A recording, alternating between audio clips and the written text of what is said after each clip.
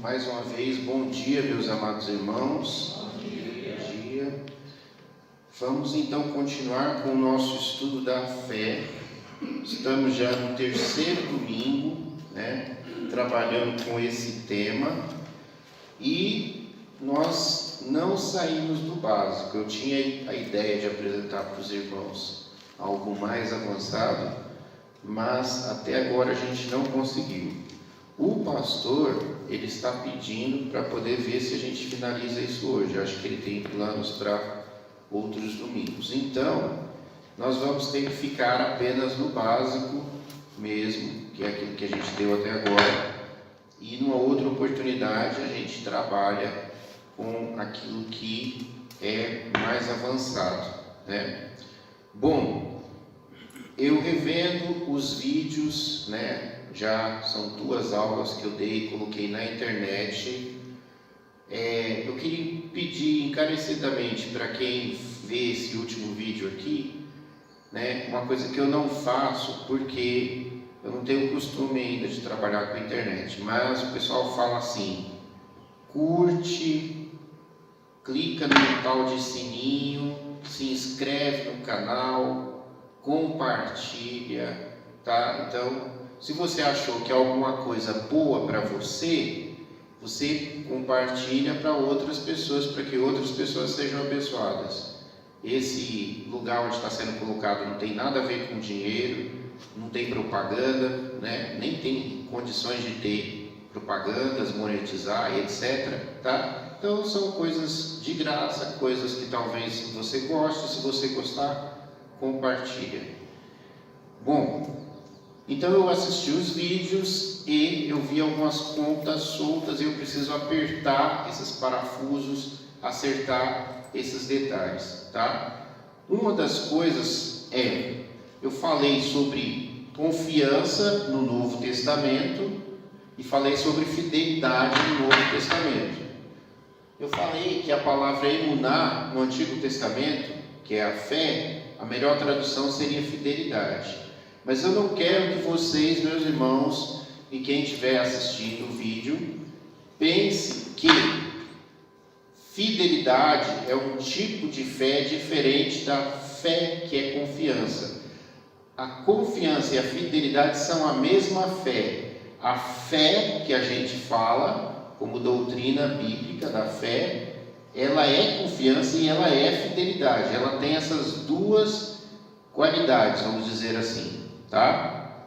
Então eu estou com a preocupação aqui de que se está realmente gravando, tá? Uma forma de falar, que eu falei aqui várias vezes, são outras palavras, tá? Quando a gente trata de conceitos, e a ideia é fixar conceitos, princípios, é preciso entender, tá? Que não é uma palavra, mas é uma ideia, certo? Então vocês não precisam ficar presos a palavras. Por exemplo, quando Jesus fala, creia e verás a glória de Deus, ele está falando para ter fé. É uma outra palavra para fé, tá? Para a ideia da fé. Quando eu falo, a pessoa que tem fé em Deus, ela precisa ter um posicionamento firme, eu estou falando de fé.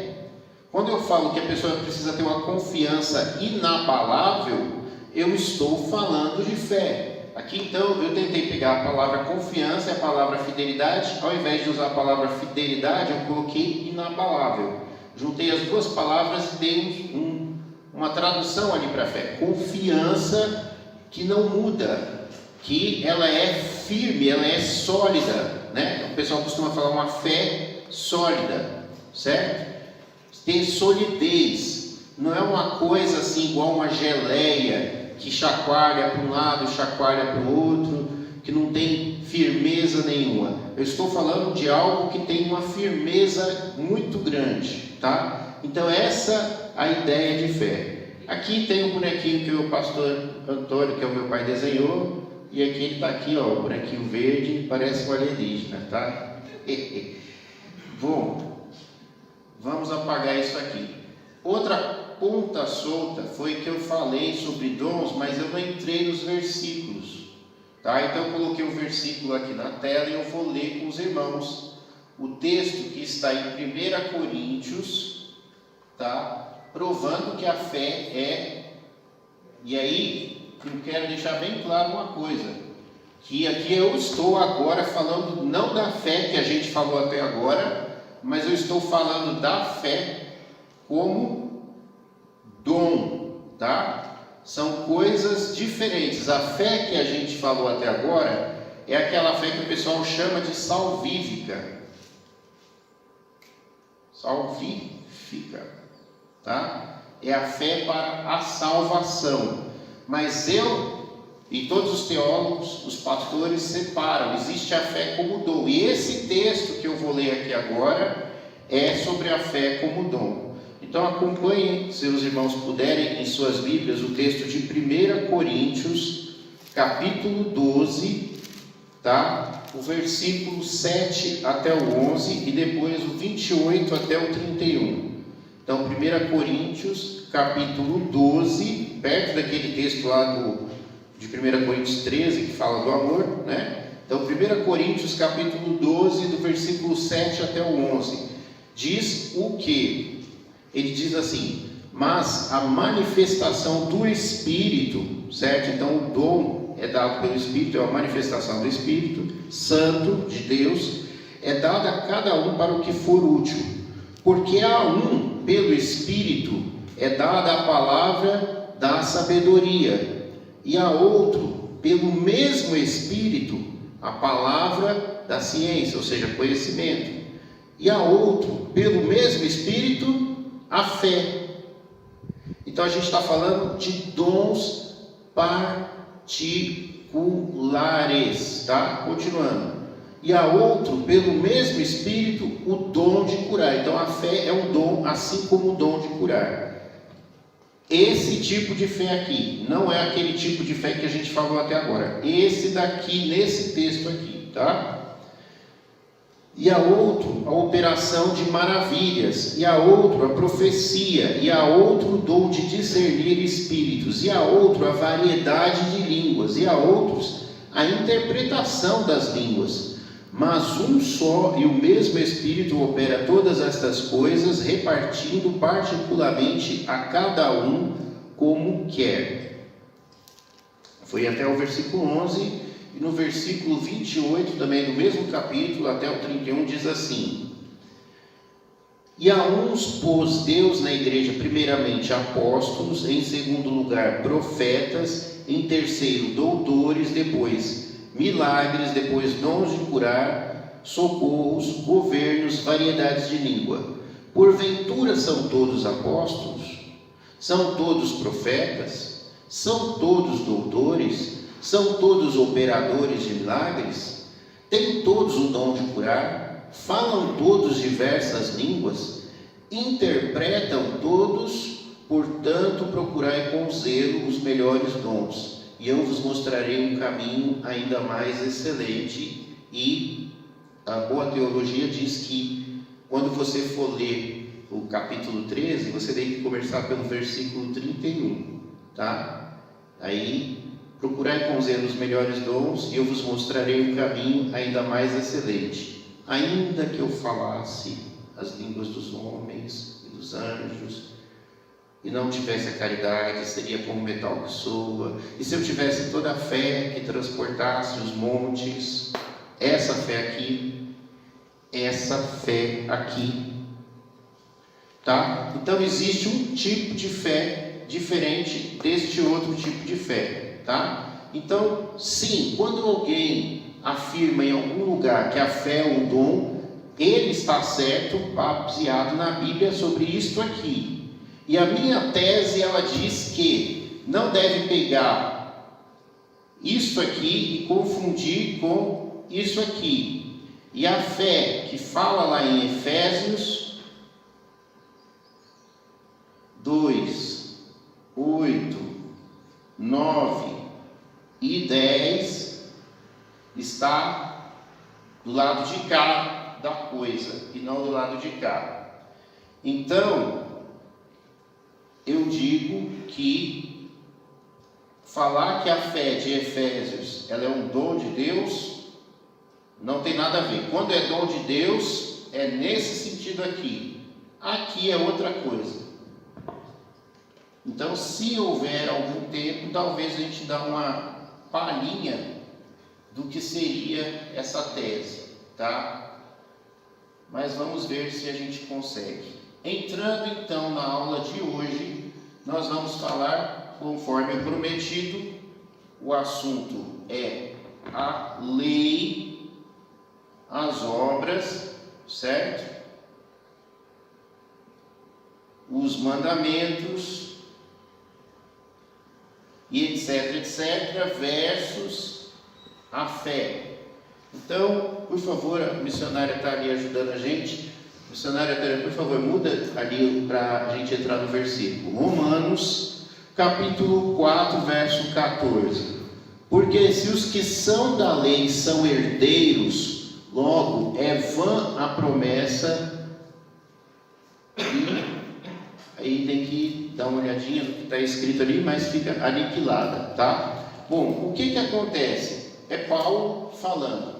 Ele está falando que para ser povo de Deus não é através da lei, porque a promessa para Abraão, quando Abraão, nós vimos isso na aula anterior, quando ele foi colocado na tribo de Yahvé, na tribo de Deus, isso foi antes da lei. Quando foi que surgiu a lei? Então vamos fazer aqui uma pequena linha do tempo, tá? Então aqui foi a morte de Cristo, e aqui tem ali o nascimento de Cristo, né? Cristo, uma coisa importante que às vezes as pessoas não sabem, Cristo nasceu 5 anos antes do que as pessoas falam, porque fizeram um erro, né? Na hora de calcular as coisas ali, tá? Então, se no ano 2000 nós estávamos, no ano de 1995, fez 2000 anos que Jesus nasceu, não foi no ano 2000. Também isso é só um detalhe. Enfim, Cristo, aí nós temos aqui por volta de 1000 a.C. o rei Davi, certo? Em 1500 por aí nós temos Moisés, e tem aqui os 10 mandamentos, e o povo ficou preso lá 400 anos, 430 anos depois de Abraão. Então quando Deus deu a promessa para Abraão, foi ali uns 500 anos antes ali os 10 mandamentos. Então é isso que Paulo está falando, que se ser herdeiro da promessa, ser herdeiro das leis de Deus, das coisas de Deus, de ser povo de Deus, é pela lei, aí já não vai ser pela fé, não vai ser pela promessa, não vai ser pelas coisas que aconteceram com Abraão, e não é por aqui, né? Todo mundo sabe na história que é antes. Próximo versículo: aquele, pois, que vos dá o Espírito e que opera maravilhas entre vós, o faz por acaso pelas obras da lei ou pela pregação da fé?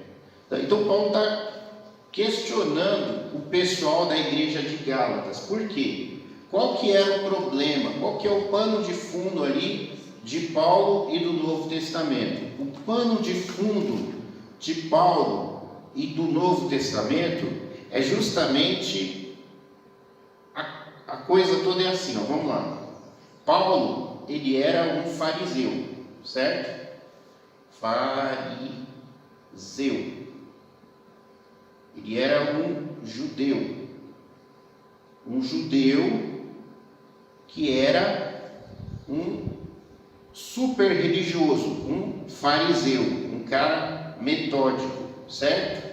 Fundamentalista, ortodoxo, um baita de um crente. Quando Paulo caiu do cavalo, né?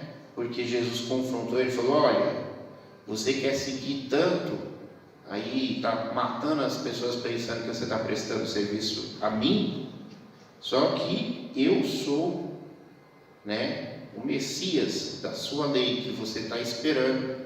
Aí Paulo falou: ixi, eu fiz justamente o que não era para fazer. Ao invés de seguir a lei, eu quebrei a lei, eu persegui a Deus. Uma coisa importante que às vezes vocês não vão perceber, e a gente dá esses detalhes, é que Paulo, né, é um apelido e significa pequeno, tá? O nome de Paulo, original, é Saulo, nas nossas Bíblias, que no hebraico é Shaul, que é o nome do rei que perseguia Davi. E quando a gente fala de Jesus, a gente fala que Jesus é filho de Davi. Então, novamente a história se repetindo, Shaul perseguindo o rei Davi, tá? O que dizer sobre isso? Não sei. É coincidência? Será que a gente pode tratar como coincidência? Tá? Então o problema era esse, justamente esse.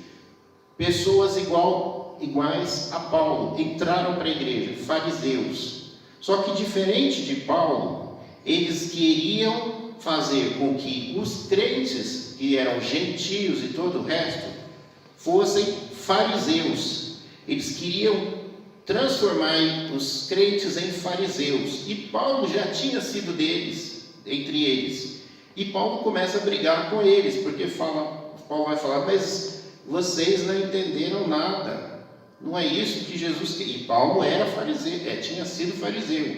Então a coisa toda é isso, tá? Gira em torno disso. E Paulo luta, ele combate. Em cada carta que ele escreve, ele está combatendo esse movimento farisaico, judaizante, que quer fazer com que os crentes guardem o sábado, quer fazer com que os crentes guardem a lei, quer fazer com que os crentes se circuncidem, quer fazer com que os crentes não comam todos os alimentos, quer fazer com que os crentes se submetam a esses fariseus, que eles eram os mestres, certo? Lá no judaísmo eles queriam ser mestres quando se convertiam dentro da igreja, e eles aí vinham para ensinar com toda a força. Eu sei muito, eu manjo muito, eu sou judeu, eu manjo muito mais do que você.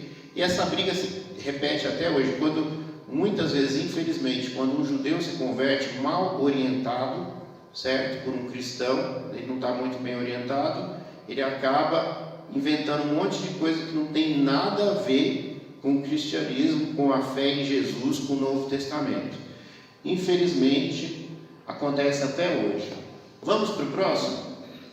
Ah, sim, ele estava falando, né? As coisas aconteceram na lei ou aconteceram quando chegou a fé? Aconteceram quando chegou a fé, certo? A promessa lá do Espírito, lá de Joel, essa promessa, ela se cumpre graças a Jesus e o Evangelho de Jesus, certo? Próximo versículo é: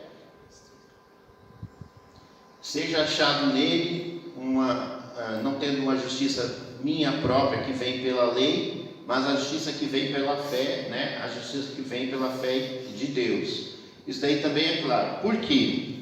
Paulo, ele era um frustrado. Como assim? Paulo, ele tentando ser fariseu perfeito, né? Guardando a lei, o que ele fez? Ele foi contra a lei. Guardando a lei, ele tentava alcançar a salvação, como todos os judeus, e ele não conseguiu. Ele conseguiu foi cometer um grande erro, que ele fala: eu sou o mais pecador de todos os homens, porque eu persegui a Cristo, né? Eu persegui a igreja de Deus, que é o próprio Cristo. Então, Paulo, ele era um cara assim: poxa, pela lei eu não alcancei a promessa de salvação, não alcancei a fé, não alcancei o relacionamento com Deus, eu não alcancei isso, né? Então, ele fala: o que veio, como eu cheguei a alcançar a justificação diante de Deus, não foi com o meu esforço como fariseu, mas foi quando eu me submeti a Cristo, quando eu aceitei a salvação que Jesus dá. Salvação que Jesus dá de graça. Porque o que acontece? Qual que é o problema? O problema, certo, meus amados irmãos, é que ninguém foi capaz de fazer aquilo que Paulo sempre buscou e todos os outros religiosos sempre buscaram: alcançar a salvação sendo bonzinho, porque ninguém conseguiu cumprir a lei, porque a lei era difícil demais para um ser humano comum, porque um ser humano comum, ele peca. Então, quando Jesus aparece, o que Jesus ensina? Olha, beleza, você é religioso e tal, mas me diz uma coisa, lá não fala que não é para você, por exemplo, cobiçar? Fala que não é para cobiçar. Estou só falando assim para os irmãos entenderem, tá? Você já parou para pensar que esse negócio de cobiçar é um negócio que está ali dentro da mente da pessoa, né? Que é o cérebro, tá? Essa coisinha feia que é o cérebro, que o dois olhos e uma boquinha, certo? Que isso é uma coisa que está dentro da mente, não é para cobiçar, certo? Não é para cobiçar. Mas é para matar? Não, matar eu nunca matei, né? Porque o matar lá na Bíblia é assassinar, viu, gente? Não se confundam, tá? É não assassinarás, tá? Por quê? Porque senão eu não poderia matar o frango para comer o frango, não poderia matar o boi no sacrifício, eu não poderia fazer guerra, tá? Então eu não chego com VAR de mente lá no seu irmão e enfia a faca nas costas dele e mata ele. Não é para assassinar o seu irmão, não matar o seu irmão. Agora, se for para matar o cordeirinho para sacrificar, você pode. Então não é simplesmente não matar, tá? Então não era para matar nesse sentido aqui. E aí o que acontece?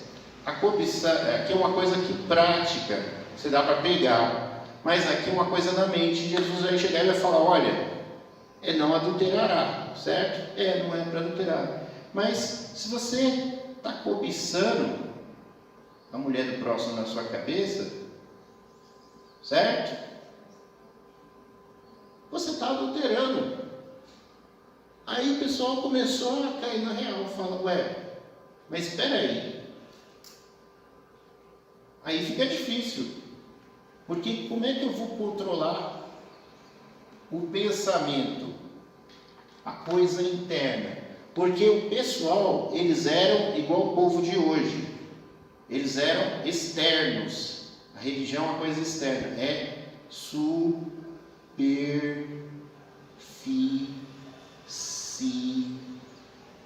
É igual a sociedade de hoje em dia, as pessoas maqueiam, compram roupas bonitas e se vestem de bonitas, né? Então elas são todas bonitas, todas pessoas lindas, certo? Mas por dentro delas falta o quê? Caráter. A beleza interna, elas não têm. E Jesus veio ensinar isso, que não basta cumprir a lei apenas exteriormente, que a essência, o problema todo que ninguém consegue cumprir a lei é interior, está lá dentro, e Deus vê o coração. O julgamento de Deus, quando a pessoa passa de um lado para o outro, lá no pós-morte, desde a época dos egípcios, ele pesa o coração. A balança lá, ela pesa o coração da pessoa. Então, lá no Novo Testamento, na primeira carta de João, vai falar o quê? Meu irmão, minha irmã, se o teu coração não te condena, você está em paz com Deus. Agora, se o seu coração te condena, muito maior é Deus que o seu coração. E Ele conhece muito mais ainda. Então, nós temos que estar tranquilos diante de Deus, como com o nosso coração em paz. E como é que eu posso fazer isso? Não tem como. Simplesmente não tem como. Porque você é o quê? Ser humano, você é pecador. Você respirou, você pecou. Ah, não acredito nisso. Então você é um hipócrita. Você é mentiroso, porque Deus dá testemunho na Bíblia de que você é pecador, de que você é mau, de que você é errado. Então não tem essa conversa. Com Deus, comigo não tem. Você pode se enganar, tá? Mas aqui dentro da igreja não. Bom, próximo versículo. Ora, a lei não é da fé, mas o homem que viver por essas coisas, o homem que fizer essas coisas por ela viverá. Que é aquilo que eu falei lá da lei, né? A regra para alcançar a justificação era guardar toda a lei. E beleza, ninguém conseguia. Próximo. Só quisera saber isso de vós. Vocês receberam o Espírito pelas obras da lei ou foi pela pregação da fé? De novo, é um versículo semelhante àquele que a gente já trabalhou, tá? O que está significando? Que as pessoas, na sua guarda superficial da lei durante muitos e muitos anos, nunca jamais elas tiveram um relacionamento com Deus ao ponto do Espírito Santo vir morar dentro do coração. Então aqui tem um bonequinho bem grandão, e dentro do coração desse bonequinho aqui tem um foguinho aqui, certo? Que é o Espírito Santo. Foi assim que aconteceu com o novo crente, né? com o novo nascimento. Esse aqui é o ser humano antigo que tinha um coração vazio. Então a diferença da lei e depois da lei que a gente chama em teologia da época da graça, quando veio a graça e a verdade através de Jesus Cristo. Deus derramou o Espírito dele sobre toda a carne, muito embora você seja pecador. Ele vem com o seu Espírito aqui sobre você para te purificar. E aqui não, com todo o seu esforço, com todos os seus trabalhos, guardando o sábado, certo? Guardando o que mais? Ah, não pode fazer isso, não pode fazer aquilo, não pode plantar uma florzinha junto com outra florzinha, não pode beber o leite com não sei mais o que junto, não sei o que lá, etc. 613 mandamentos, né? Com tudo isso, nunca o Espírito veio. Ah, existiam as exceções. Quem eram as exceções lá no Antigo Testamento? Era uma figura chamada profeta. Apenas os profetas tinham essa intimidade com Deus. Esse Espírito de Deus, que é o mesmo Espírito Santo do Novo Testamento, morava neles. Quando Jesus veio, o que Jesus fez? Transformou todo mundo em profeta. Todo mundo, todos os crentes receberam o Espírito da profecia. Próximo.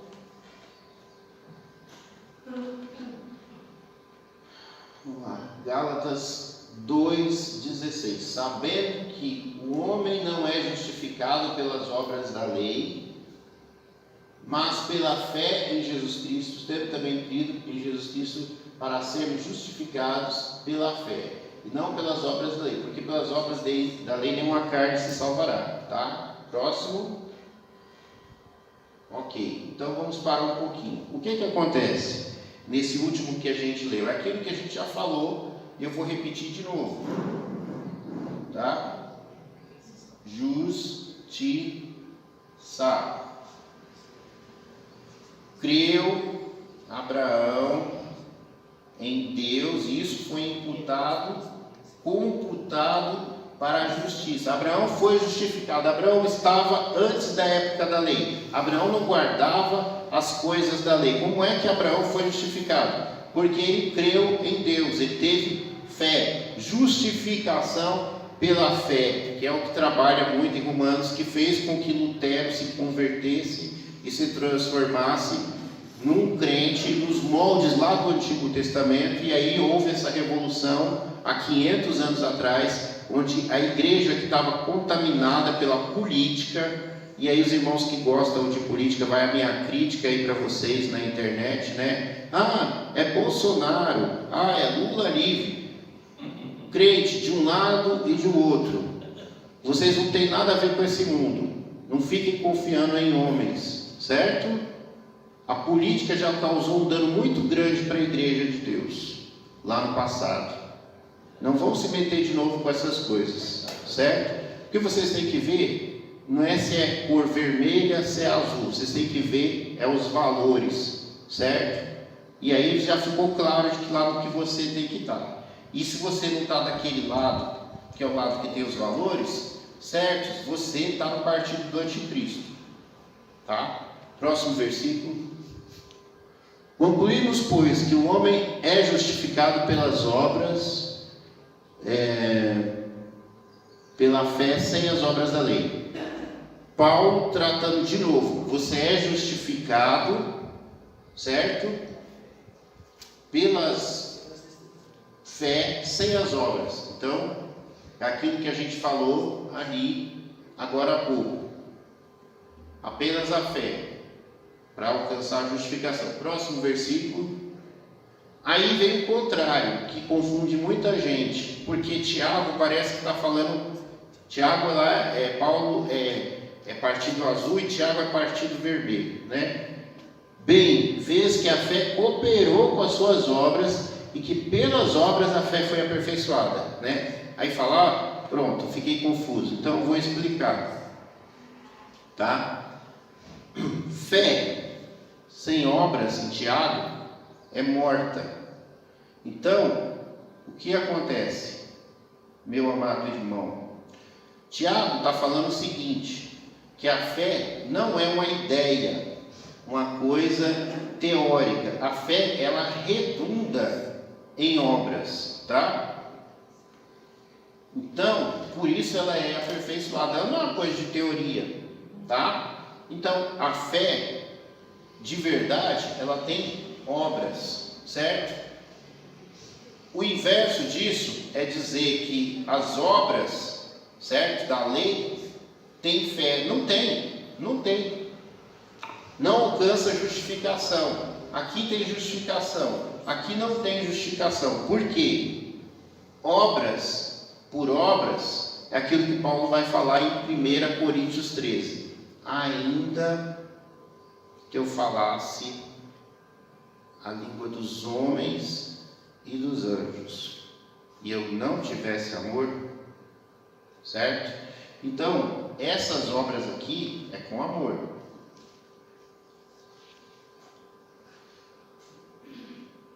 São obras feitas em Deus. E essas obras aqui, elas são, quem sabe,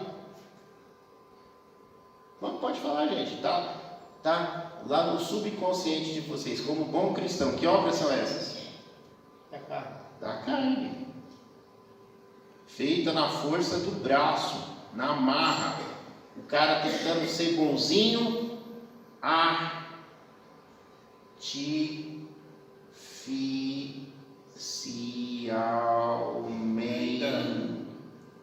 Aí dá 200 cestas básicas e chama a televisão para mostrar que ele fez. Então, né? Hipocrisia, né? O cara querendo pagar de bom. Sendo que Jesus falou, quando você for fazer alguma coisa, você não deixa ninguém saber. Porque se você é bom de verdade, você não tem que ter lucro nisso. Agora, quando a pessoa faz para aparecer, ela está querendo ter lucro. É os hipócritas religiosos, chega para orar em praça pública, ou porque não sei o que. E o crente, o crente lá que está lá na internet, eu fico doido com aqueles irmãos. Eu falo, pelo amor de Deus, como você não enxerga que a pessoa é falsa? E a pessoa está lá falando em nome de Deus, lá aqueles ícones, né? Os ídolos evangélicos de hoje em dia, né? Os supers, né? Lá estão lá, não, falando em nome de Deus na frente de todo mundo. Hoje em dia, como se qualquer um, é só falar em Deus que é crente, tá? Como se a gente bater no olho, a gente fala ali, isso daí não presta, entendeu? Não é só falar que é de Deus, não, gente. Não é assim. Jesus falou, pelos frutos vocês vão conhecer. Isso aí já está desde lá de 2000 anos atrás, certo? A coisa tem que ser verdadeira. A coisa verdadeira a gente prova para ver se é verdadeira. A gente analisa com calma. Qual que é a regra? Quando você for colocar alguém para ser líder na igreja, não vai impor nas mãos precipitadamente. Bota no período de teste, Depois, se a pessoa for legal mesmo, aí sim você vai consagrar de verdade. Senão, não. Porque tem muita gente que quer enrolar, certo? Tem muita gente que está fazendo coisa errada. Próximo item, então, que o pastor pediu para a gente tentar finalizar: salvação e justificação pela fé. Próximo.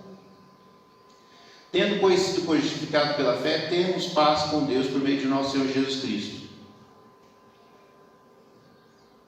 Lei, obras da lei, certo? Fé. Paulo está falando que aqui tem paz.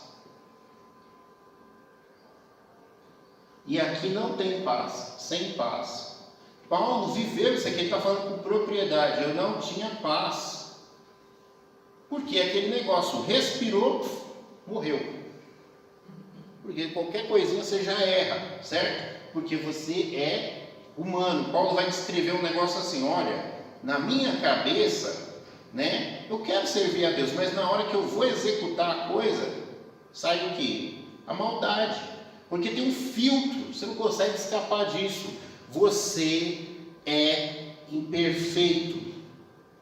Você, em tudo que você vai fazer, você não vai ser uma pessoa 100%, porque você é humano, você é imperfeito. Então Paulo não tinha paz, mas aqui, finalmente, ele encontrou a paz. Onde foi que ele encontrou a paz?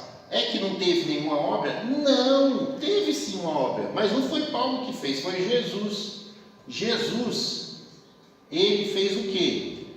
Ele conseguiu cumprir a lei que ninguém conseguia. Jesus cumpriu a lei, no meu lugar, no seu lugar.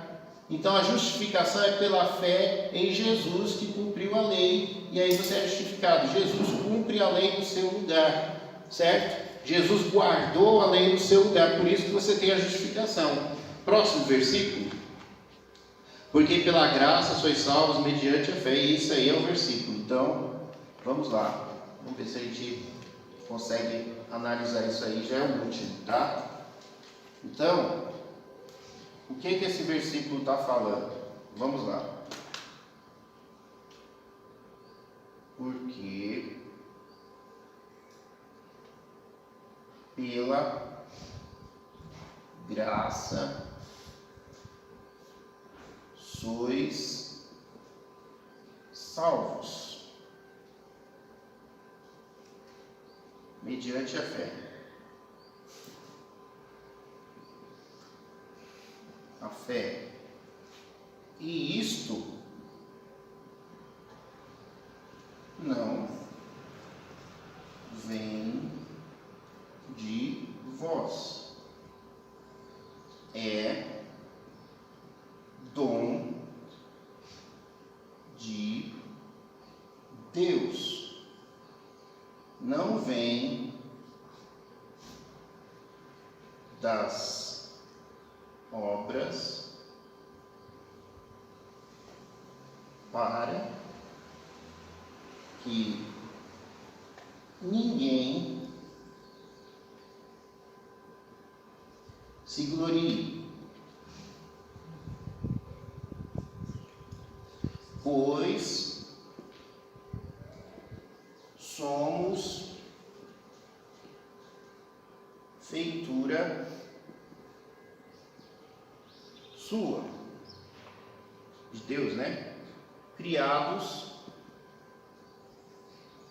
em Cristo para as boas obras, preparadas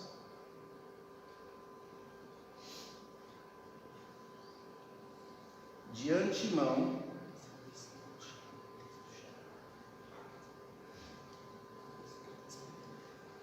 para que andássemos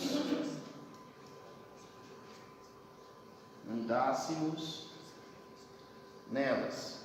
Então o que está falando aqui? Efésios 2, 8, 9 e 10, certo?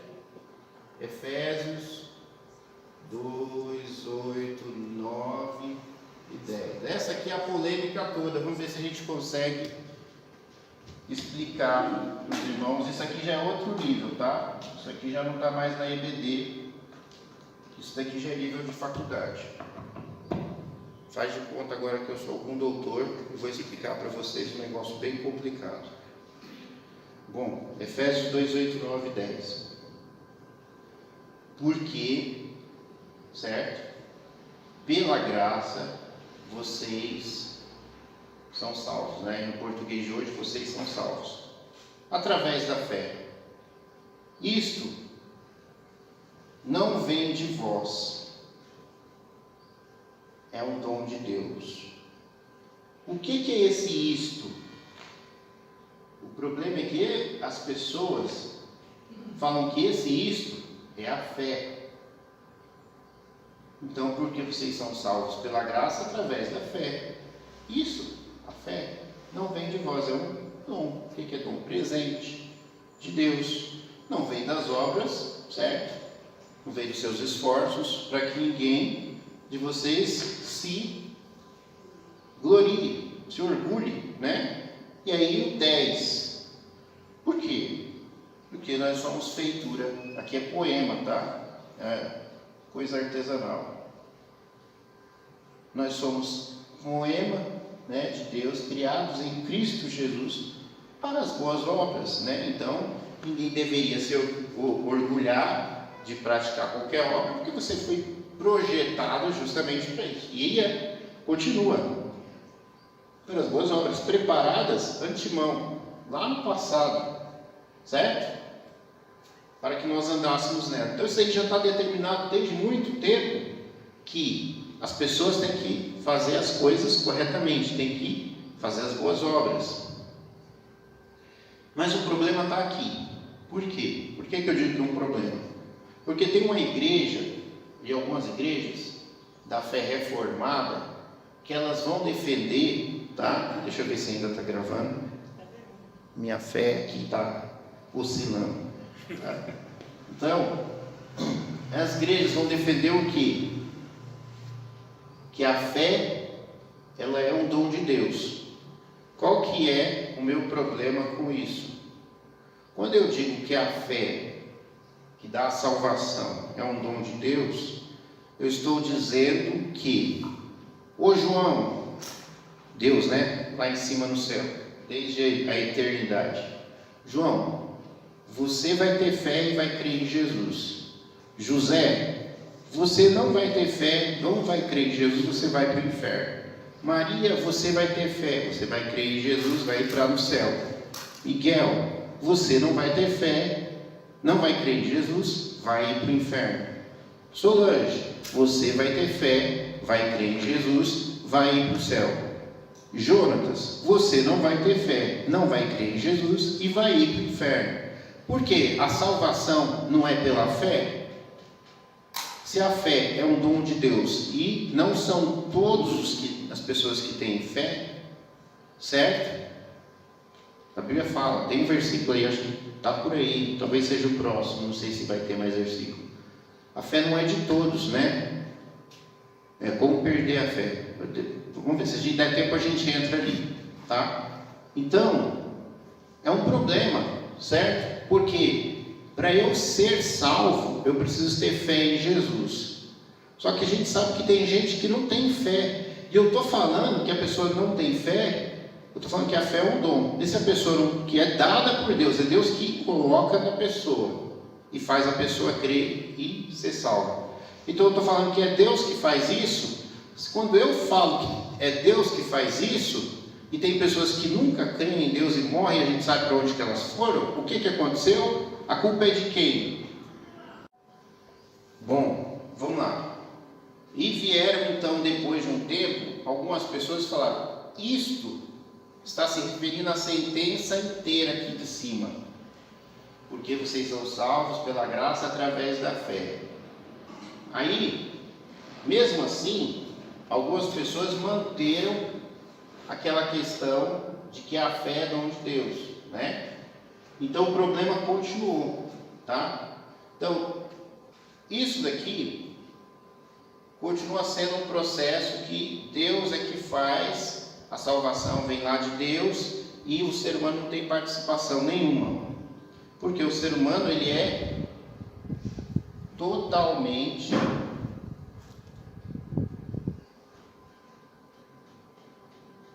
caído. Eles chamam de totalmente depravado.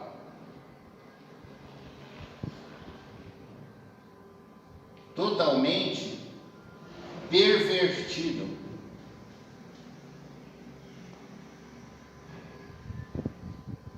Totalmente mal. Certo? O que acontece? Eles falam, o ser humano ele está na mais completa escuridão, e ele não pode amar a Deus, ele não pode ter um relacionamento com Deus, ele não pode buscar a Deus, ele está morto espiritualmente. E vai dar um monte de versículo que tem na Bíblia falando exatamente isso.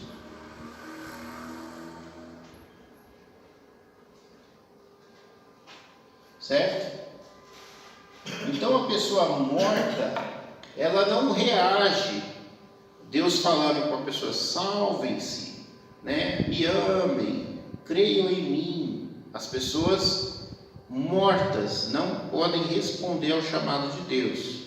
Então Deus tem que ir lá e salvar. E como a gente sabe que não são todos que são salvos, eu posso concluir que obviamente Deus está salvando alguns, e outros ele não está tendo poder o suficiente para salvar, ou ele não quer salvar porque ele não é tão bom assim, certo?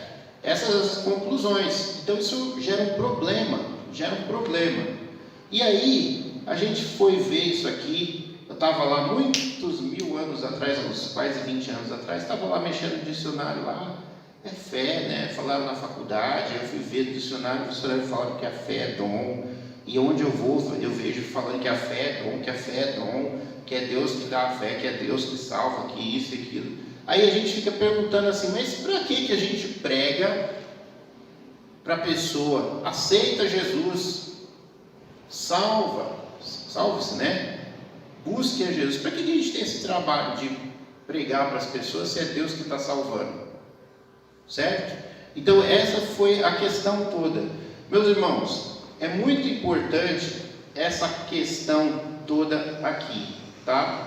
Então vamos tentar aqui mexer um pouco nisso aqui para a gente entender mais. Agora eu vou pegar os apontamentos aqui.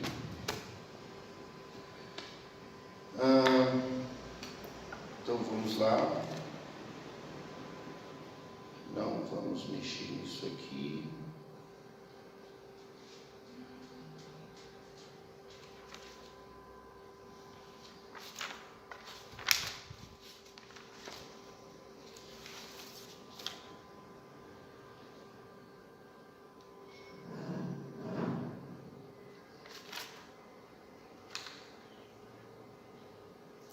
Aqui tem um negócio que eu queria falar, mas não vai dar muito tempo. Então a gente acabou essa primeira parte aqui. Isso aqui também. E isso aqui é o nosso problema.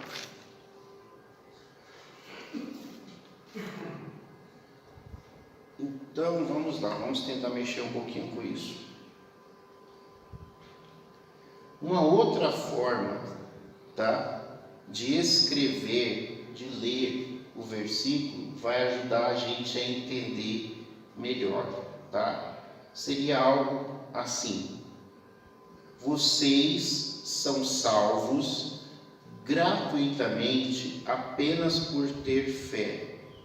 Isto não é algo que vocês possam conseguir com seus próprios esforços, mas é um presente, uma concessão, né, dados por Deus. Por quê? Né? Até porque nós fomos criados, né, em Cristo Jesus para essas boas obras, né? Então nós não podemos exigir nada em troca, tá? Deixa eu pegar aqui um outro aqui. Porque pela graça sois salvos por meio da fé. Mas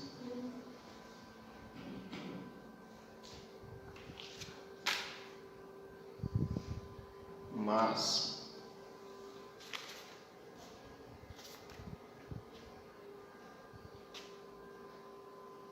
isso, né? Não vem de vós, tá? Ser salvo pela graça através da fé. Isso é um dom de Deus. Não vem dos seus esforços para que ninguém se glorie, porque nós somos feitura de Cristo. Deixa eu ver aqui um outro aqui.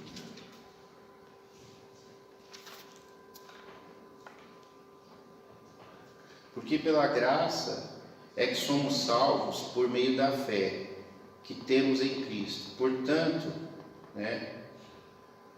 mas a salvação não é algo que se possa adquirir pelos seus próprios meios.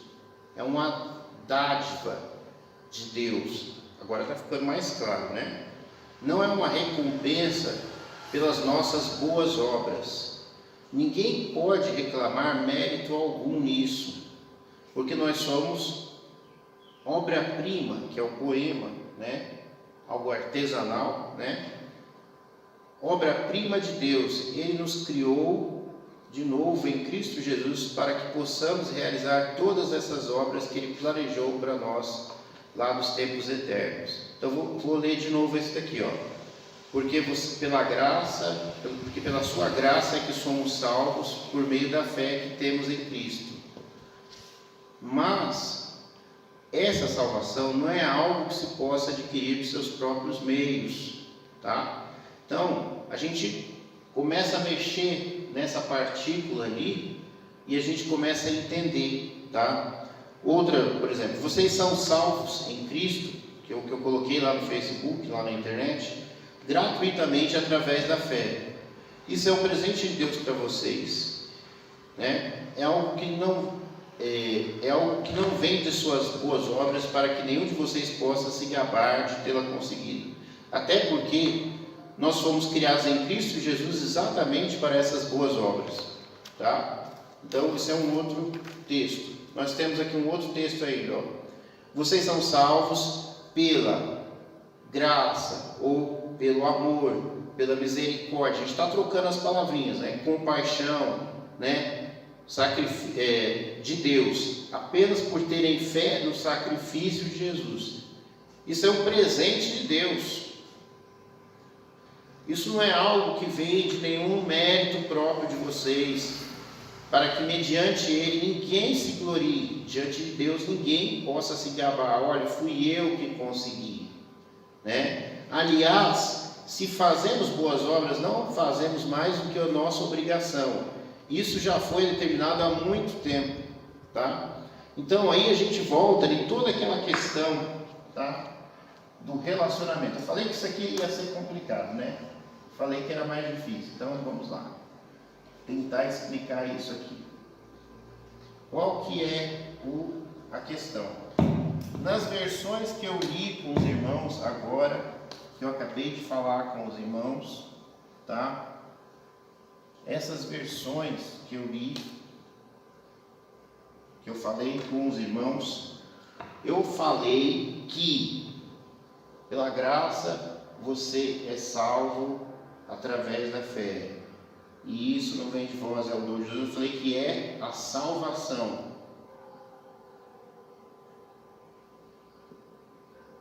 Tá? O que não vem de você mesmo, mas é um presente dado de graça, é a salvação, não é a fé. Certo? Fé, todos os seres humanos têm. Todos nascem com ela, porque a fé é confiança. Todos podem confiar. Você, quando você é um bebê, você não confia no seu pai e não pula nos braços dele e ele te agarra e te segura? Você não faz ideia de que ele pode, como um ser humano falho, que ele pode deixar você cair no chão. Mas você confia. Então eu estou afirmando que todo ser humano é provido da capacidade de confiar em algo ou alguém. Daí que na outra religião X, a pessoa tem Fé, ela tem fé. Se ela adora lá algum Deus de barro, de pedra, de madeira, ela está depositando a fé, a confiança. Não é algo místico, não é dado por Deus. Não é aquela coisa que as pessoas realmente têm na cabeça assim, eu tenho que ter fé, porque se eu tiver fé, o milagre aconteceu. Aí você chega lá no curandeiro, o curandeiro, não acontece o milagre, o que o curandeiro fala para você? É que você não teve fé. Porque se você tivesse fé, ele vai usar os versículos como um grão de mostarda, porque você tem que ter fé, essa coisa sobrenatural. Ela nasce ali dentro de você conforme você faz um esforço mental muito grande. Isso é misticismo. Então, durante muito tempo, as pessoas ficam acreditando na fé como algo sobrenatural.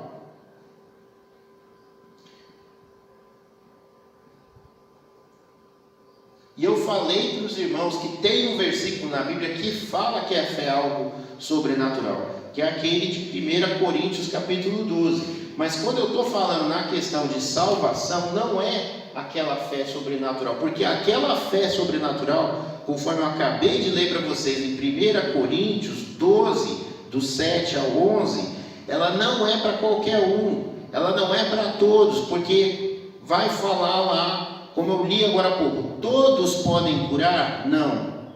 Todos podem operar milagres? Não. Todos são apóstolos? Não. Todos têm palavra de sabedoria? Não. O Espírito de Deus reparte a cada um conforme Ele quer. A uns Ele dá sabedoria, a outros Ele dá conhecimento, a outro Ele dá dom de curar, a outro vai falar em língua, a outro vai interpretar em língua, a outro tem fé. Eu acabei de ler com vocês aqui. Então, essa fé sobrenatural aqui, se ela existe, a Bíblia fala que ela existe, não é todos que tem, ela é um dom.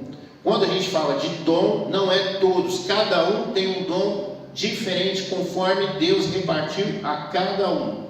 Então tem gente que tem o dom da fé, essa pessoa crê mais que os outros, ela é mais firme que os outros, então para ela foi dado isso, não é dado para todo mundo.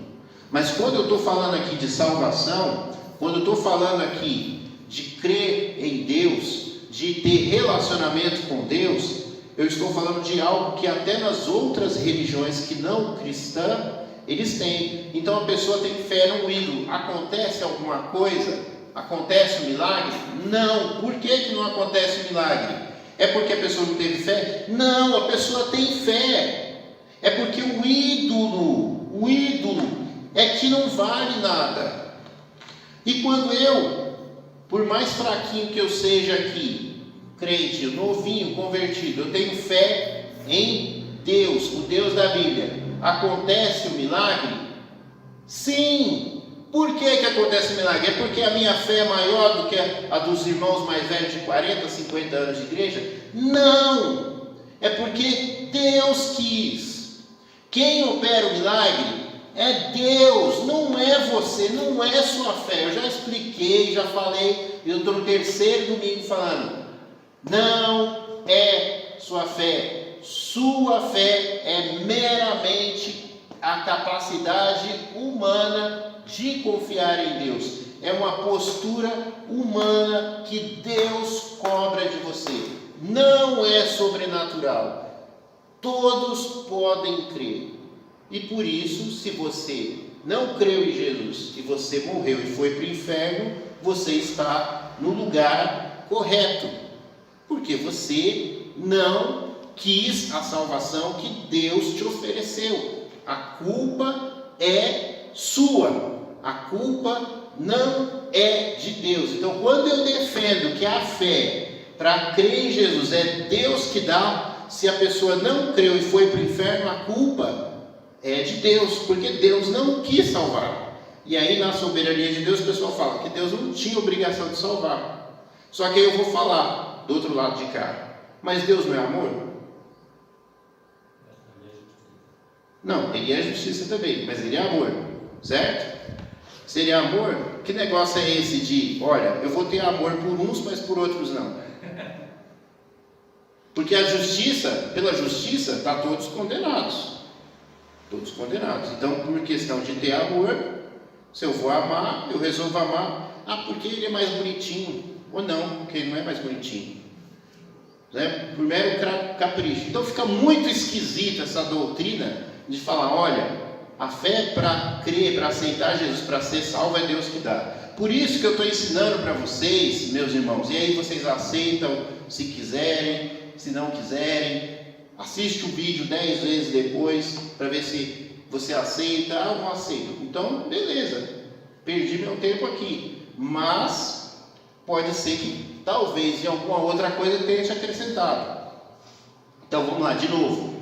O que é a fé? A fé não é algo sobrenatural.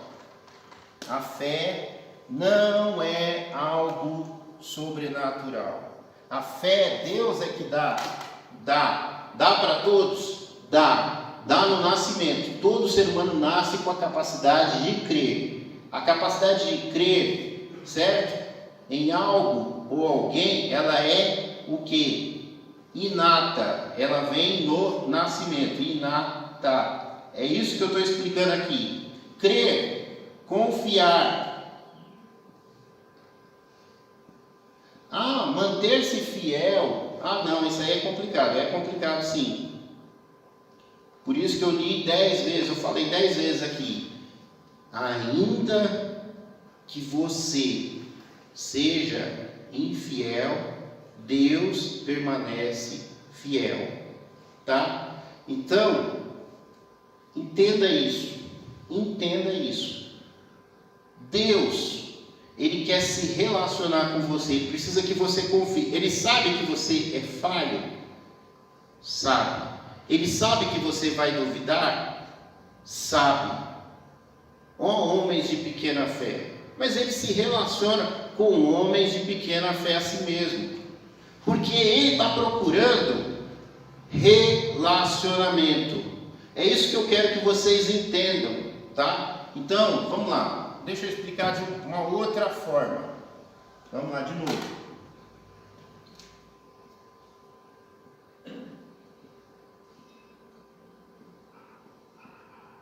Quem é essa pessoa aqui? Enoque. Quem é essa pessoa?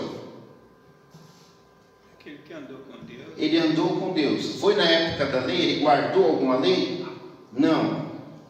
Enoque morreu? Não. Deus levou Enoque para o céu porque Enoque era justo, porque Enoque era bonzinho, porque Enoque era perfeito. Enoque conhecia Jesus. Por que Enoque foi levado para o céu para não morrer? Por que Enoque entrou lá no céu?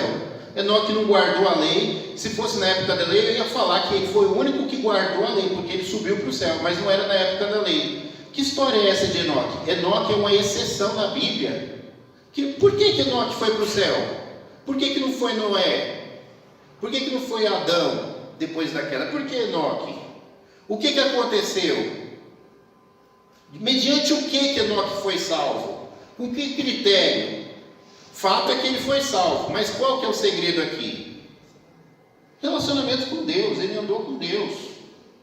Abraão andou com Deus. Deus falou para Abraão: anda na minha presença e ser perfeito. Abraão conseguiu ser perfeito? Não, você sabe que Abraão fez um monte de coisa errada, né? Deus falou: ó, você vai ter um filho. Daqui a pouco a mulher dele fala: olha, está demorando muito, então vamos dar uma ajudinha para Deus. Tenha um filho com a empregada. E Abraão teve um filho com a empregada. Foi falta de fé? Foi. Foi errado? Foi. Causou problema? Causou. Certo? Até hoje, né? Os descendentes que são inimigos de Israel, os descendentes de Ismael, que foi deserdado até por Deus, a Sara falou: esse daí não vai ficar para receber a profecia. Vai ser o nosso filho. Manda embora. Abraão teve que mandar embora. E eles querem até hoje o lugar de Isaac, né?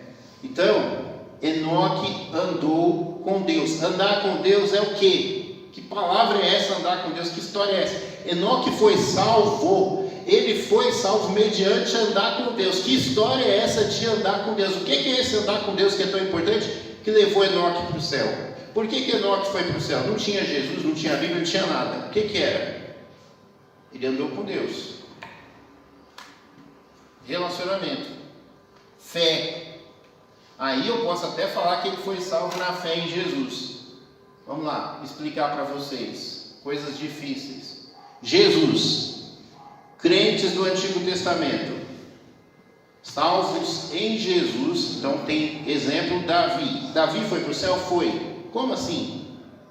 Quem salva é Jesus. A lei não salva. Davi era um pecador. Davi, ele mandou matar o marido da mulher com qual ele adulterou para ficar com a mulher, para o marido não descobrir que a mulher estava grávida, porque ele pegou a mulher do cara. Então Davi era um canalha. E Davi está lá no céu, bonitão. Por quê? Porque ele teve fé no Messias. Ele tinha relacionamento com Deus. E nós aqui, você é salvo pela fé no Messias. Então você crê no Messias, tem fé no Messias, que já veio.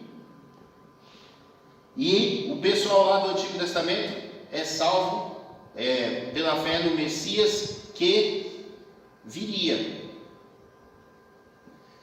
E tudo isso é relacionamento com Deus, porque a fé é relacionamento com Deus. Davi, você sabe, ele era um canalha, mas ele tinha um íntimo relacionamento com Deus, a ponto de bater papo com Deus.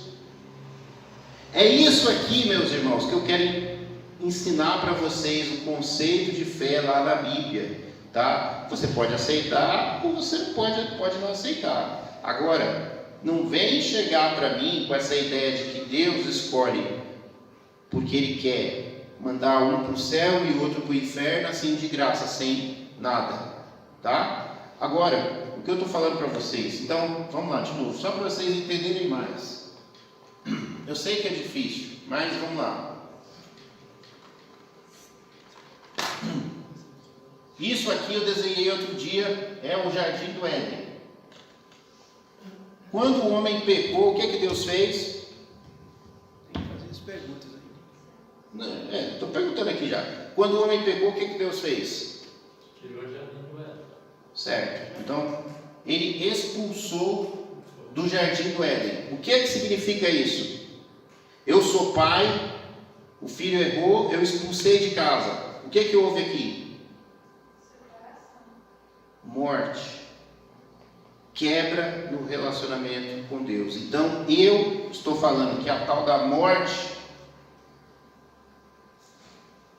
Deus está falando assim para o homem: você morreu para mim. Essa morte espiritual, ela é o que? A quebra no relacionamento com Deus.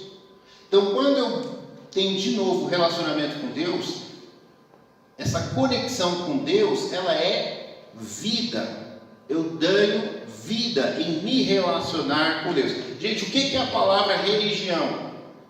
Vamos apagar aqui. Eu estou sendo muito rápido, vocês vão ter que entender isso só vendo o vídeo depois, porque é muita coisa e talvez fique complicado de pegar assim logo de cara, tá? Então, religião.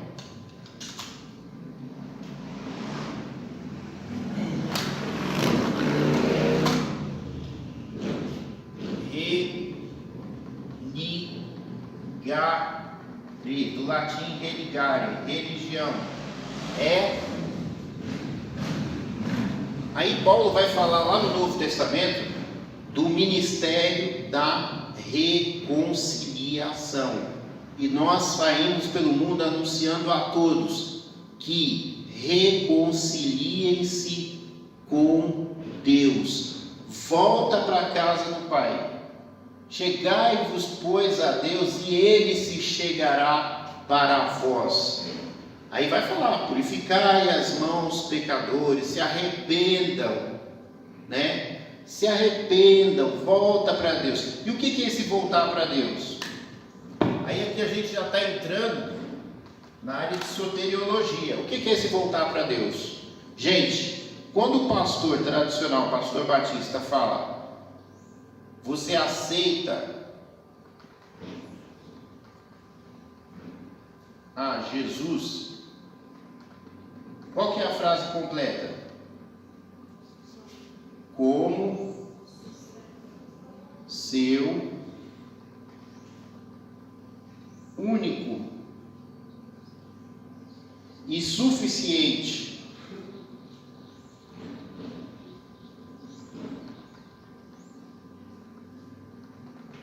Salvador,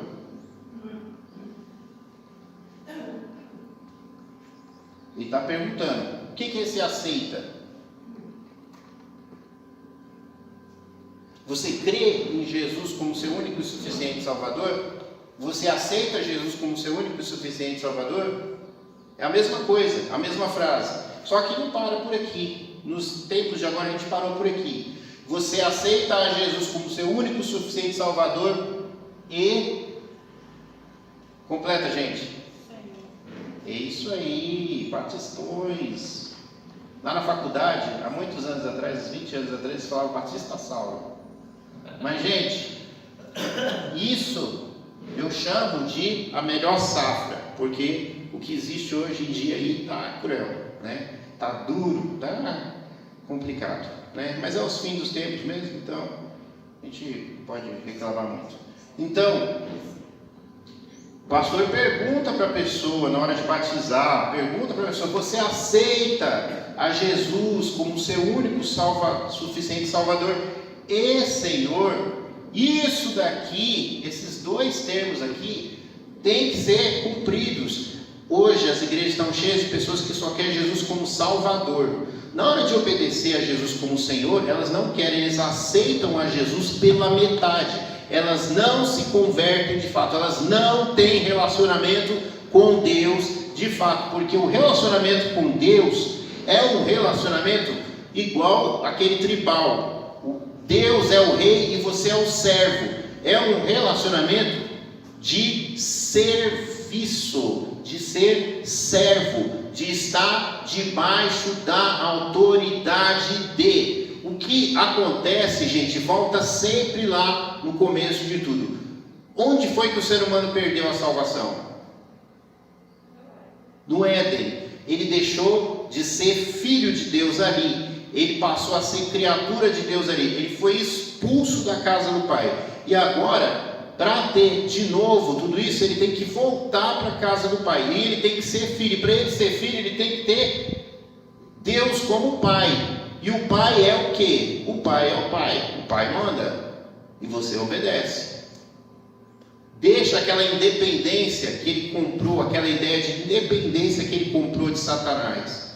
Vamos ser livres, vamos ser adultos, vamos ser donos do nosso próprio nariz. Quando você abaixa a cabeça e reconhece que você é burro, que você não sabe cuidar da sua própria vida sozinho, que você precisa de Deus, quando você é humilde e se submete ao senhorio, à autoridade de Deus como Pai, como Senhor, aí você está tendo de novo o relacionamento, você está confiando em Deus para me guiar, para te guiar. Você fala assim, olha, eu sou incompetente para cuidar de mim mesmo, porque eu não sei de tudo, eu não consigo ver depois da curva, mas Deus, Ele age como um GPS, Ele te guia, porque Ele sabe o futuro, Ele sabe o que tem depois da curva.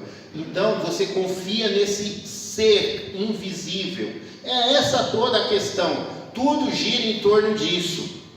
Relacionamento com Deus, voltar a ser filho de Deus, voltar a se submeter a Deus, voltar a confiar em Deus, deixar Deus te conduzir, através do quê?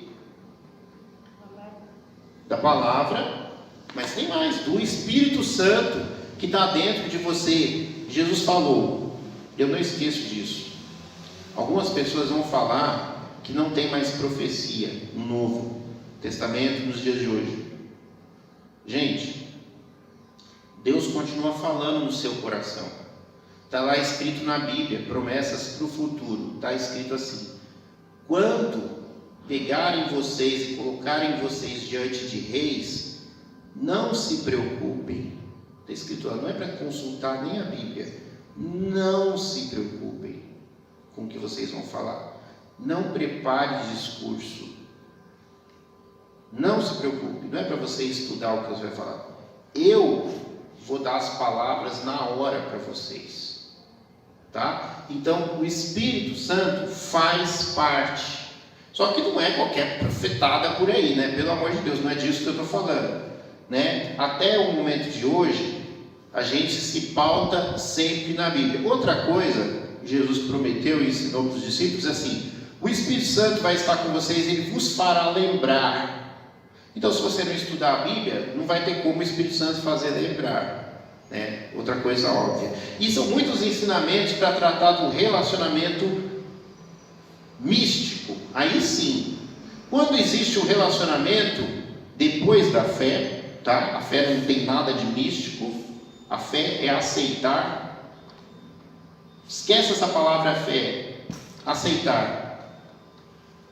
Se submeter. Quando você aceita a Jesus, é uma decisão sua, que qualquer um ser humano pode ter. Quando você decide buscar ao Senhor, enquanto você pode achar também fé, né? Quando você quer, no íntimo do seu coração, e você busca a Deus, virão, né, respostas sobrenaturais. E aí você vai experimentar o sobrenatural depois que você tiver um relacionamento com Deus. Bom, abrindo para perguntas então, alguém conseguiu entender alguma coisa? Falei que ia ser muito complicado. Gente, tem o PDF disso daí, o PDF, o PowerPoint, só que a gente não colocou. A gente pode colocar ali. Se algum dia vocês quiserem, vocês falam com o pastor, a gente retoma e faz mais explicadinho. Mas acho que eu consegui passar alguma coisa do que eu tinha tentado passar, tinha pensado e planejado falar. Alguém tem alguma pergunta, Moisés? Você disse que todos têm fé. Todos têm fé. A Bíblia não é o contrário disso, né? A Bíblia fala que todos não têm fé. A fé não é de todos. Tem até versículo falando sobre isso. Aí você falou da acredite, você falou da acredite aí. Então, por quê? Por que a fé não é de todos? Porque são todos que não têm fé. Vamos lá. Eu não acabei de falar aqui que a fé é aceitar. Todos aceitam a Jesus? Não. Por que a pessoa não aceita Jesus? Porque Deus não deu uma fé sobrenatural para ela, igual alguma igreja fala? Não. Ela não aceita porque ela não quer. Ela não quer. Tá? Então assim, esse pessoal da outra igreja lá, eles vão falar assim: olha, é impossível o ser humano buscar a Deus, porque a imagem de Deus, ele não tem mais. Ele não tem a imagem de Deus dentro dele. Ele é um demônio. Ele não tem livre-arbítrio. Ele não tem livre-arbítrio. Ele só consegue fazer o mal. Aí, o pessoal questionou do lado de cá, né? De quem defende igual eu. Quando uma mãe está amamentando seu bebezinho ali, ela é o demônio? Você está falando para mim que quando uma mãe está cuidando do seu filho, ela é o demônio? É isso que você está falando quando você fala em depravação total, de que o ser humano não tem valor nenhum, que o ser humano não vale nada e por isso Deus salva quem Ele quer e deixa se perder os outros. Esse é o problema dessa doutrina. A doutrina é muito chique, é muito bonita e a gente sabe, né, que eu estou falando de calvinismo, certo? Eu estou falando de doutrina da predestinação, certo? Eu estou falando da eleição, tá? Estou dando os nomes aqui das doutrinas. Defende esse tipo de coisa. Tá bonito, mas quando você vai olhar mais a fundo, esse negócio de escolher quem vai para o céu e quem vai para o inferno, simplesmente do nada, fica meio estranho, tá? Porque Deus é amor e Ele é justiça. E isso aqui é injustiça. Por que não dá oportunidade para todos? Aí falam assim, que a salvação de Jesus morreu por alguns, que Jesus não morreu na cruz por todos. Aí eu falo para você, tem algum versículo na Bíblia que por um acaso fala que Jesus não morreu por todos? Não tem. Não tem, simplesmente não tem. O que tem é o contrário, né? Porque a paciência de Deus que existe, é Pedro falando, é porque Ele quer que ninguém se perca, mas que todos sejam salvos. E lá, João 3,16, porque Deus amou o mundo de tal maneira e deu seu Filho único para morrer, para que todo aquele que nele crê não pereça, mas tenha vida eterna. A oportunidade é para quem quiser. Jesus abriu a porta da salvação para quem quiser. Ele abriu o caminho. Precisava que alguém cumprisse a lei. Precisava de um cordeiro que fosse sacrificado e eu pudesse depositar o meu pecado sobre aquele cordeiro. Jesus é o cordeiro. Agora, se você não for lá e depositar o seu pecado, você fica com o pecado para você. E aí o que vai acontecer? Você vai queimar. Porque você está com pecado. É só colocar o pecado lá em cima do cordeiro, certo? E pronto. Mas não, pessoa orgulhosa, eu quero queimar no inferno porque eu quero pagar pelos meus pecados. Então vai queimar no inferno então, pronto. Não enche a paciência da gente. Fica dando trabalho, né? Então não discuto mais. Quer ir para o inferno? Vai com Satanás, né? Vai lá queimar no inferno junto com ele. Jesus está aqui para te salvar. Você não quer? A Bíblia fala, isso é blasfêmia contra o Espírito Santo. É a tal da blasfêmia contra o Espírito Santo. O que é a blasfêmia contra o Espírito Santo? O Espírito Santo vem, fala com você do amor de Deus. Gente, imagina Deus. Eu sou Deus. Eu pego o meu filho, sacrifico o meu filho para te salvar. E você não aceita, você é um desgraçado, você merece queimar 2 vezes no inferno. Como assim? Eu sacrifiquei, eu estou dando o meu melhor para te salvar e você não quer? Queima então. Você não quer. Eu dei o sangue para você ser feliz e você não quer? Eu não posso fazer mais nada. Então, a parte de Deus já fez. Deus não tem hoje que ser mais misericordioso com ninguém, porque o máximo que Ele podia fazer, Ele já fez. Ninguém tem o direito de olhar para Deus e falar que Deus é injusto. O máximo que Ele podia fazer, Ele fez. Se você não aceita, o errado é você. Você não tem direito de reclamar. Não tem. A porta da salvação está aberta. Não entra por ela se você não quiser. Tá? Não, você é indesculpável. Você não tem direito de reclamar, né? Mais alguma pergunta? Eu quero fazer. Pode fazer pergunta. Primeiro, esse detalhe que você falou aí do Espírito Santo, está escrito na Bíblia que a blasfêmia contra o Espírito Santo diz que não tem perdão pela lei. Mas eu não quero isso, eu quero outro perdão. É o que entre a graça e a lei. Sim. Nós estamos vivendo na graça, né? Não estamos vivendo na lei. Ele é um pastor. Muita calma nessa hora. Veja bem, muita calma aí. Nós, pela graça nós salvos, mediante a fé, em meio de vós é do de Deus. Nós estamos agora, não estamos vivendo na lei, mas sim, nós estamos vivendo na graça. Mas quer dizer, vivendo a graça, que nem nós estamos vivendo, pelo mundo afora, matança todo dia. E quando vai o malandro lá, fala assim, a lei está em cima. Sim. A lei está em cima. Sim. Porque se nós tivéssemos, que eu já falei com você, se nós tivéssemos uma lei forte, o pessoal não morria tanto no mundo que nós estamos passando cada coisa, que você tem medo de uma sair de casa, de tomar seu celular, tomar seu carro, tomar tudo, e dar um tipo de misericórdia. Então, deixa eu explicar, meu irmão. Eu sou favor. Deus, lá no Antigo Testamento, teve um cara aí outro dia que quis atualizar a Bíblia.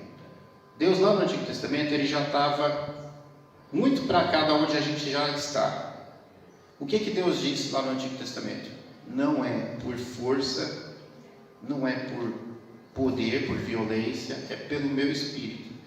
Deus, ele falou, olha, esse negócio de lei, isso aí não força a pessoa, porque eu impeço a pessoa de matar, eu prendo ela na cadeia, na hora que eu abrir a portinha ela sai matando. Porque é uma coisa artificial, tem que mudar, é o coração da pessoa. tá? Então, por isso é que o sistema educativo carcerário brasileiro falido é uma porcaria. A pessoa entra lá e sai pior. E por isso que a polícia, no geral, ela concorda de que quando você bota um crente para trabalhar lá dentro, o resultado é deveras melhor. Porque a mudança é real, porque ela acontece aqui. Outra coisa muito importante, lá no Antigo Testamento, as pessoas falavam do coração. E hoje, na nossa época de hoje, a gente fala em cérebro, né? Então, toda vez que você lê lá na Bíblia, coração, né? De tudo que se deve guardar, guarda o seu coração, entenda que as duas coisas são a mesma coisa, tá? Porque quando lá está escrito na Bíblia que os pensamentos vêm do coração, a gente sabe nos dias de hoje que o pensamento está tudo no cérebro. Então, eles estavam pensando em cérebro e falando coração, tá? Porque era há muitos 1000 anos atrás. Então, sim, a guerra toda, a coisa toda, o problema todo está aqui, nesse negócio aqui, dentro do ser humano, tá? Coração e mente é a mesma coisa. O problema está no âmago do ser humano. E só Deus mexe lá dentro e reprograma e conserta aquilo que a lei externa não conserta. Deus internamente ele conserta. Deus é capaz de consertar. Então simplesmente obrigar não dá certo. O que dá é para eu pegar o cachorro bravo e manter ele preso, mas ele continua sendo um cachorro bravo, tá? Isso aí dá para a gente fazer. Eu gostaria de prender todo mundo. Entendeu? Eu falo, é todo mundo louco, né? Então vamos prender todo mundo, né? Deixa todo mundo preso, bota todo mundo em tratamento, porque vira e mexe e você toma uma facada, né? Bom, mais alguém, alguma pergunta? Eu queria só Sim, falar pastor. que a gente não podemos confundir, né? Essa questão que o irmão Jair colocou aí, nós vivemos na época da graça. Essa questão da época da graça é um parênteses, uma oportunidade que Deus deu para que as pessoas sejam salvas pela graça de Jesus Cristo. Isso não quer dizer que não existe a lei dos países e que todos os países regem por uma lei, é ditadura, é democracia. Isso não quer dizer, isso aí continua. O que nós precisamos entender é que nós vivemos nessa época da oportunidade de todo aquele que quer estar na presença do Senhor, aceite então a graça de Jesus Cristo. Aqueles que aceitam o perdão e a salvação de Jesus Cristo. Se eles não aceitarem, eles já estão perdidos. Então não podemos confundir essa questão da época da graça com o restante, né? A época da graça é uma janela, uma oportunidade que o Senhor tem dado para que as pessoas possam crer em Jesus Cristo. Sim, mais alguém quer perguntar alguma coisa? Só completando o que o pastor Ávila está falando, eu acredito com muito carinho e aceito com muito carinho. Só que é uma comparação, que nem o São Paulo falou ali, que quem quiser aceitar,